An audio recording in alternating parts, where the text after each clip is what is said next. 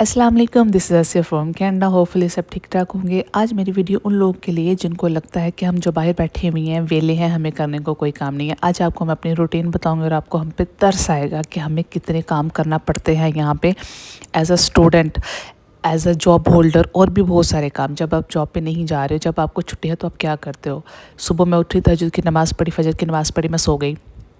कुछ 9:30-10 बजे मेरी आँख खुल गई, पर उठते उठते बेड से 12:30 हो गए। फिर मैंने जल्दी से फ्रेश हुई। फ्रेश होने के बाद मैं किचन में आई। 1 बजे मैंने अपना नाश्ता बनाया, मेरे रूममेट ने अपना नाश्ता बनाया, हम नाश्ता करके बैठे थे। नाश्ता करके बैठे तो याद आया, ओ अब नेक्स्ट क्या खाना है।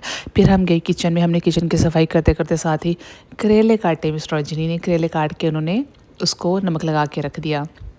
मेरे ऑनर जो है, उनकी कुछ तबीयत ठीक नहीं थी, तो उन्होंने कहा कि आसिया मुझे फ्रूट सैलड आप बना देंगी। मैंने कहा इट्स ओके सर, बना दूंगी। उनका फ्रूट सैलड बनाते बनाते याद आया, ओ माय गॉड, मुझे भी क्यों आधा घंटा हो ही गया खाना खाए हुए, तो मुझे भी कुछ खाना चाहिए। हेल्दी होता है, fruit is healthy for our health. मैंने उनके लिए बनाया और उनके बना के उनका मैंने बाउल रेडी किया, और तब तक हो गया असर की नमाज़ का टाइम। मैं भागी भागी गई, असर की नमाज़ पढ़ के नीचे आई। जब तक मिस रजनी जो थी वो काफ़ी ज़्यादा काम नेरे पेरे कर चुकी थी। ये अलग से उन्होंने बनाई केलों की सब्ज़ी, और जो फिलिंग थी ऑलमोस्ट वो भी रेडी थी। उसके बाद जो करेले हैं उनको हल्का सा ऑयल में सोते कर लिया था, और उसके बाद उसकी फिलिंग करने के बाद इनको हमने दम पे लगा दिया। दम पे लगाने के बाद किचन की सफाई की, और मुझे याद आया सैलड पड़ा है, मुझे खाना चाहिए। इसमें थोड़ा सा चाट मसाला डाला, थोड़ा सा मैंने नमक डाल के इसको थोड़ा सा बेहतर किया, और मैंने इसको बैठ के खा लिया। अभी हम किचन साफ़ करके बैठे थे तो याद आया कि अब क्या खाएंगे। तो क्या खाएंगे, मिस रजनी कहते हैं मैं खिचड़ी बनाने लगी हूँ, खाओगे। मैंने कहा नहीं की, और पूछ मैं कैमरा लेके पहुँच गई उनके सर पे। मैंने जस्ट चावल निकाले, बाकी सारा काम उन्होंने किया। जब उन्होंने इसको लगाया सिटी पे, मेरी हो गया मगरिब की नमाज़ का टाइम है। भागी भागी ऊपर गई, मगरिब की नमाज़ पढ़ के नीचे आकर मैंने लहसुन काटे। तो हमने सोचा हम ना थोड़ा बर्तन बचाने के चक्कर में ना इसमें तड़का लगाते हैं। फिर हमें रियलाइज़ हो गया जल्दी कि नहीं इसमें लग नहीं पाएगा। फिर हमें दिल बर्दाश्त होकर कढ़ाई निकालनी पड़ी।